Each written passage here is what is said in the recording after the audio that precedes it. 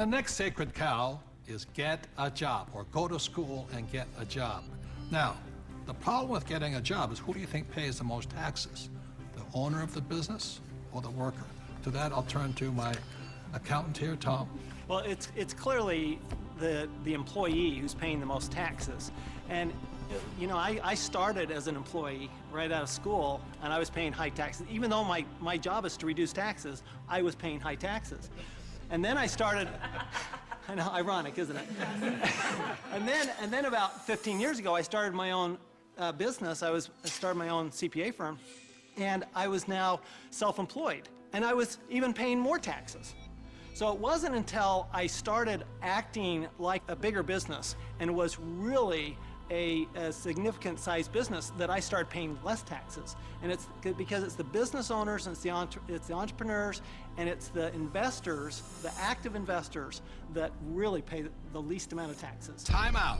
During this program, you'll hear a lot about E, S, B, and I, also known as the cash flow quadrant. E stands for employee. Employees have a job. S stands for self-employed small business or specialist, like a doctor or lawyer. These people own a job.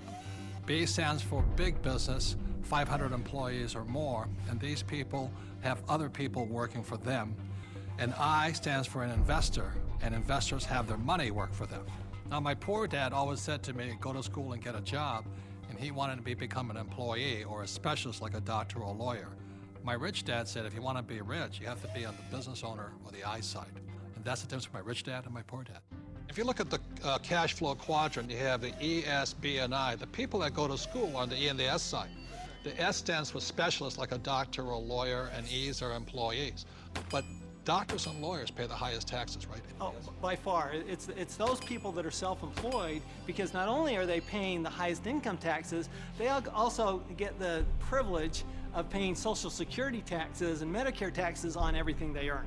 So they're paying extra taxes just to be in that S quadrant. Right, so when you go to school, again, there's academic and professional. You go to school, and my mother wanted me to be a doctor. If I had followed in that footsteps, I'd be paying the highest tax possible. And they make a lot of money, but they pay the highest percentage in taxes. So that's why this relates back to go to school. That's right, and they actually have the fewest options of reducing their taxes. The tax laws are really geared towards those people who are creating jobs. You know, and those are the entrepreneurs, those people who are creating housing and, you know, building real estate, because that's, the government understands, that's what we need. You know, we want the private sector to do that, and so we're rewarded for doing what the government wants us to do. And that's really all the tax law is. It's a system of rewards for people doing what the government wants you to do. Plus, you know, the other part of it too is this whole idea of getting a job. There was some kind of a myth out there that goes with get the job, get a safe, secure job. And so that by getting a job, somehow you're going to be taken care of for the rest of your life. And all you got to do is pick up any paper to see how many tens of thousands of people are losing their jobs. There are no safe, secure jobs. And now we're competing with India and Asia for jobs that were sacred to America at one point in time. So this whole idea of having a job that was secure is probably the most insecure thing you could be doing right now. The idea of a secure job is an industrial age idea. Exactly. The only option is put into your head is go get a job. And I wasn't It's around. brainwashing. Yeah, I wasn't around entrepreneurs. I wasn't around business owners growing up. I was around employees.